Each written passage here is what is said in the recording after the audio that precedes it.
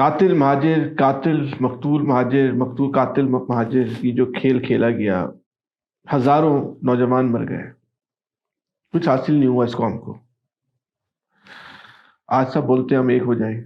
اب یہ بتائیں، وہ جو ماں ہے جس کا بچہ مر گیا، کارکن آپ کے بھی مرے، کارکن ان کے بھی مرے، اور آپ کے بھی کارکنوں کی تعداد سینکڑوں، ہزاروں میں نہیں، سینکڑوں میں تو آپ کے کارکنوں کی بھی ہوگی، شاید ہزاروں میں ہو.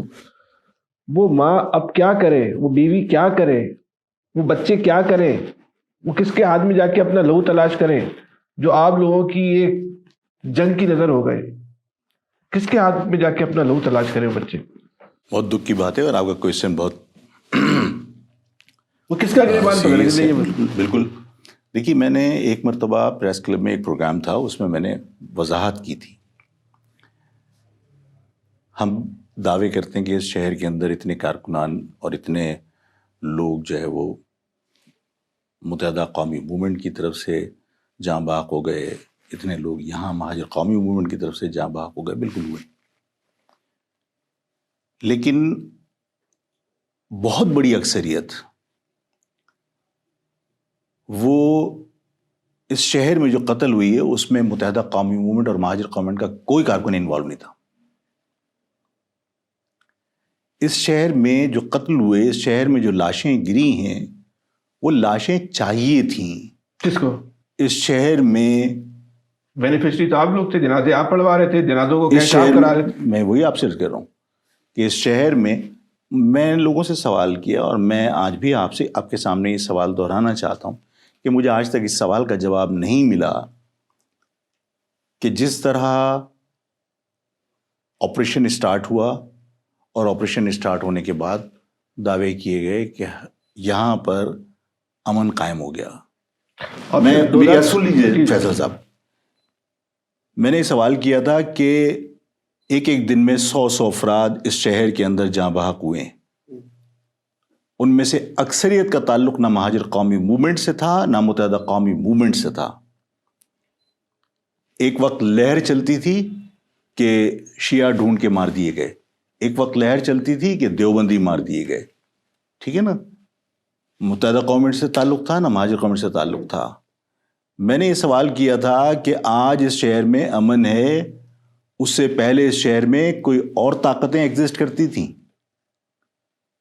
اسی ملک کے ادارے تھے نا. اس وقت 100 قتل ہوتے رہے سالوں. اس وقت ان اداروں نے روکنے کی کوشش کیوں نہیں کی؟ جو آج یہ کہتے ہیں کہ امن ہماری وجہ سے ہو گیا، بات یہ کہ اس وقت بھی امن کر سکتے تھے. یہ میرا شکوہ بنتا ہے. لیکن ظاہر ہے کہ جو یہاں پر اس قتل و غارت گری کو بنیاد بنا کر جو مہاجر پالیٹکس کو آپ ریپ اپ کرنا چاہتے تھے، وہ اس کی کوشش کی گئی. الطاف صاحب جو ہے وہ اس میں یعنی ہو سکتا ہے وکٹم بھی ہوں، اور ہو سکتا ہے کہ انہوں نے لوگوں کو وکٹمائز کیا ہو. آفاق احمد اس میں وکٹم بھی ہے، اور آفاق احمد ہو سکتا ہے اس میں کہیں لوگوں کے وکٹمائزیشن کے اندر کہیں استعمال بھی ہوا ہو، اس وجہ سے کہ جب لوگ مر رہے تھے تو ظاہر آفاق احمد نے کہا تھا، اور آفاق احمد اپنے اس الفاظ کو انکار کبھی بھی نہیں کیا کہ میں اپنے کارکنان کو ان کے دفاع سے محروم نہیں کر سکتا. جب میرے کسی گھر کے اوپر کوئی حملہ کرے گا تو میں کوشش کروں گا کہ اس کا دفاع کروں.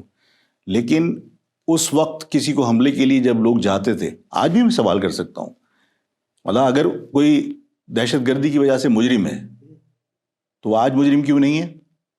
وہی لوگ جن کی جی آئی ٹیز کے اتنے بڑے بڑے پلندے میرے پاس رکھے ہوئے ہیں، جو میرے گھر کے اوپر جنہوں نے راکٹ لانچر فائر کیے، جنہوں نے آ کے وہاں پہ لوگوں کو قتل کر دیا، جنہوں نے ایل ایم جی کے برسٹ چلا دیے اور حملے کیے، ایک مرتبہ نہیں کئی مرتبہ، جیسے سومناتھ کا مندر فتح کرنے کے لیے جا رہے ہیں، کئی حملے کیے. آج وہ سارے کے سارے جو ہے وہ حاجی بن کے جو ہے وہ ایک پولیٹیکل پارٹی میں آپ کی متحدہ پاکستان میں سب سرگرم ہے. کہاں گئی ساری جی آئی ٹیز؟ اور اگر وہ جی آئی ٹیز غلط تھیں تو اس کا مقصد ہے کہ سب کچھ بائی ڈیزائن ہوا ہے. اس میں مجھے یا کسی فرد کو اکیلے کو آپ الزام مت دیجیے. میں نے لوگوں کو کہا ہے کہ اس شہر کے اندر جو کچھ ہوا ہے اس میں ہماری غلطیاں بھی ہیں. ہم نے ظاہر ہے کہ اپنے لوگوں کو کہا ہے کہ اپنے تحفظ کے لیے ظاہر ہے کسی قانون اور آئین کی کوئی محتاجی نہیں ہوتی. جب آپ کسی موذی جانور سے بچنے کے لیے نماز کی نیت توڑ سکتے ہیں تو میں اپنے کارکنان کو یہ نہیں کہہ سکتا تھا کہ کوئی تم پر حملہ کرنے آئے تو تم ہاتھ باندھ کے جو ہے وہ انتظار کرنا مرنے کا. ظاہر اپنے دفاع کا حق تو سب کو تھا, میں نے بھی اس حق کو استعمال کیا. بالکل کیا. میرا ظاہر ہے میں اپنے مطلب میں اپنا سر کسی کے سامنے پیش کر دوں کہ ہاں مجھے مار دیجیے, تو ممکن نہیں تھا. تو اس شہر میں جو لالیسنس تھی تو قانون نافذ کرنا کس کی ذمہ داری تھی, مجھے پروٹیکٹ کرنا کس کی ذمہ داری تھی؟ تو آپ نے یا ڈیفینیٹلی ظاہر آج بھی کیا ہو رہا ہے, میں نے تو پروگرام میں بھی کہا فیصل صاحب اس کو بھی آپ کہیں مطلب کسی جگہ آپ 780 میرے اوپر لگا کے جو ہے وہ ہماری گورنمنٹ ہمیں باندھ دے. میں نے لوگوں سے کہا ہے کہ بھائی تم اتنے مہنگے مہنگے فون لے لیتے ہو, جب تمہیں کوئی پروٹیکٹ نہیں کر رہا. اس شہر کے اندر آئے دن جو ہے وہ موبائل چھیننے کے چکر میں آپ کو جو ہے وہ باہر سے دنیا بھر کے لوگ آ کے یہاں پہ افغانی اور دوسرے آپ کو مار کے چلے جاتے ہیں. تو اب تم اپنے پروٹیکشن کے لیے لائسنس بنواؤ, ویپن لے لو. اور لائسنس میں نے آپ سے کہا کون بناتا ہے؟ سندھ گورنمنٹ بناتی ہے, پاکستان گورنمنٹ بناتی ہے, پروٹیکشن کے لیے بناتی ہے نا. پسٹل کو شکار کے لیے تو نہیں ہوتی, پسٹل کے لائسنس سندھ گورنمنٹ دیتی ہے نا. کون سا اس میں بری بات ہے؟ اب آپ کوئی سوال جو ہے نا وہی رہ گیا, یہ بیوہ ہے, ماں ہے, ان کے بچے مر گئے, یتیم بچے ہیں, مطلب یہ کہ وہ بھول جائیں تاریخ راہوں میں مارے گئے ان کے گھر کے مرد, نوجوان, کڑیل نوجوان. نہیں کیونکہ ایم کیو کا تصور ہے نا مہاجر. یار فیضا صاحب کیوں بھول جائیں؟ بات یہ کہ سب کو سوال کرنا چاہیے گورنمنٹ سے کہ یہ گورنمنٹ ذمہ دار ہے میری اور میرے جیسے تمام 22-25 کروڑ عوام کی سیکیورٹی کی.